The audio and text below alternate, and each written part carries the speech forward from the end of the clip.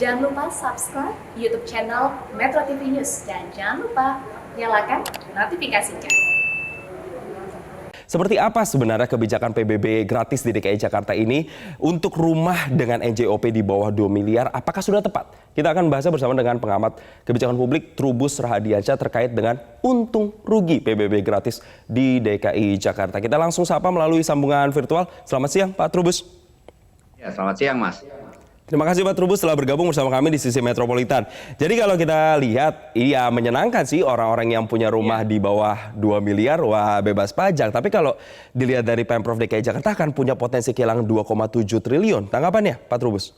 Iya, menurut saya inilah kebijakan yang tidak tepat. Sehingga menurut saya nilai yang besar potensi 2,7 triliun itu kan bisa dimanfaatkan untuk membantu masyarakat miskin. Karena kebetulan di Jakarta ini kemiskinan ekstrem juga relatif tinggi gitu, sehingga ini yang perlu penting sekali. Yang kedua juga terkait dengan penciptaan lapangan pekerjaan, karena di Jakarta ini kan tingkat pengangguran sudah tinggi, apalagi terdampak COVID. Jadi menurut saya itu dengan 85% ya, 85% masyarakat Jakarta ini tidak membayar pajak, maka otomatis ya pemasukannya jadi sangat minim, dan ini menurut saya justru tidak memberikan impact yang baik. Karena apa? Karena pada akhirnya menjadi tidak tepat sasaran kan gitu. Harusnya ini menurut saya harus pembebasan pajak itu boleh, tetapi dengan spesifikasi tertentu atau kriteria-kriteria yang sudah dibatasi gitu. Artinya di situ harus memang masyarakat yang betul-betul membutuhkan itu yang ditolong, sehingga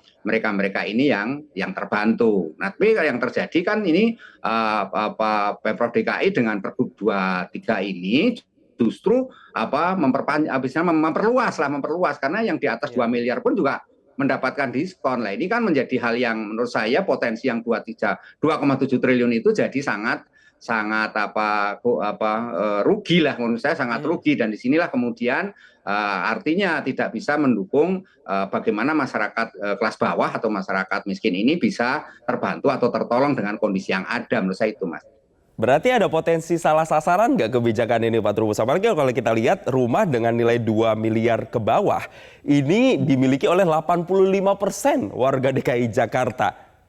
Betul, ya itu menurut saya itu justru yang menurut saya salah sasaran gitu. Karena begitu diperluas dari yang awal gubernur sebelumnya itu cuma 1 miliar ya, kemudian diperluas menjadi 2 miliar, ini menyebabkan potensinya makin besar. Di satu sisi kemudian Pergub 23 ini juga memberikan diskon kepada mereka-mereka yang artinya rumah NJOP-nya di atas 2 miliar.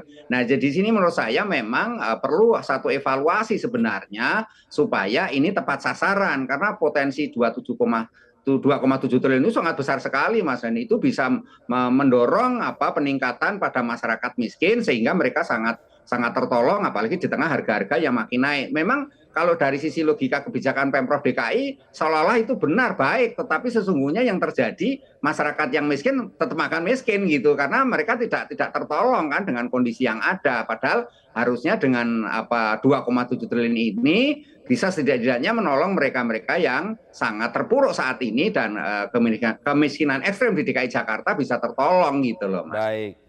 Oke, artinya alokasi 2,7 triliun ini ekspektasinya kan diharapkan untuk bisa membantu masyarakat umum yang terutama mereka yang membutuhkan dan juga terkait dengan pergerakan ekonomi di DKI Jakarta. Tapi ini kan Pak Gubernur DKI Jakarta Pak Anies kan menyatakan ya sudah nanti akan digenjot dengan cara yang lain, dengan menggenjotkan lagi kegiatan ekonomi yang lain. Kalau ekonomi yang lain dimaksud ini Pak Trubus melihatnya ekonomi yang seperti apa, dan apakah akan setimpal nanti dengan pendapatan yang bisa didapatkan dari PBB ini Pak? Iya, menurut saya mungkin ekonomi yang lain itu adalah misalnya sektor pariwisata misalnya yang mau dinaikkan. Tetapi ini saya rasa tidak akan menutup itu, Mas, sejumlah 2,7 triliun itu. Artinya lebih besar penggratisan itu sendiri, di mana kemudian itu akan merugikan Pemprov DKI dari sisi pendapatan gitu. Sehingga disinilah menurut saya 2,7 triliun ini hal yang perlu dievaluasi ya dalam hal ini, sehingga Pemprov DKI betul-betul memperhitungkan dari aspek kebijakan publik ini betul-betul sampai ke tepat sasarannya gitu. Karena apa? Karena kalau hanya mengatakan ini akan dicarikan dengan sektor-sektor lain, dan memang kita juga tahu bahwa Pemprov DKI ada andalan, ada sektor selain pariwisata mungkin sektor bisnis misalnya yang bisa diambil dari situ, tetapi ini semua tak akan mencukupi Mas dengan jumlah yang begitu besar. Jadi menurut saya ini lebih baik ke depannya ini Pemprov DKI harus mempertimbangkan bagaimana dengan 2,7 triliun itu bisa memberikan manfaat yang lebih besar. Nah sekarang kalau itu tetap dipertahankan ini ke depannya yang jelas masyarakat yang kategori miskin atau masyarakat yang kelas bawah ini jelas tidak tertolong kan gitu, sulit menurut saya. Jadi ini kan perlu kebijakan khusus, kebijakan afirmatif yang jauh lebih lebih komprehensif di tengah situasi ekonomi yang terus gonjang-ganjing karena inflasi kan akan terus naik gitu loh Mas. Perlu pengkajian ulang terkait dengan kebijakan ini karena dinilai tidak tepat sasaran. Justru ini malah makin membebani masyarakat miskin atau masyarakat yang membutuhkan di DKI Jakarta. Terima kasih Pak Trubus Radiansyah, pengamat kebijakan publik telah bergabung bersama kami siang ini di Sisi Metropolitan.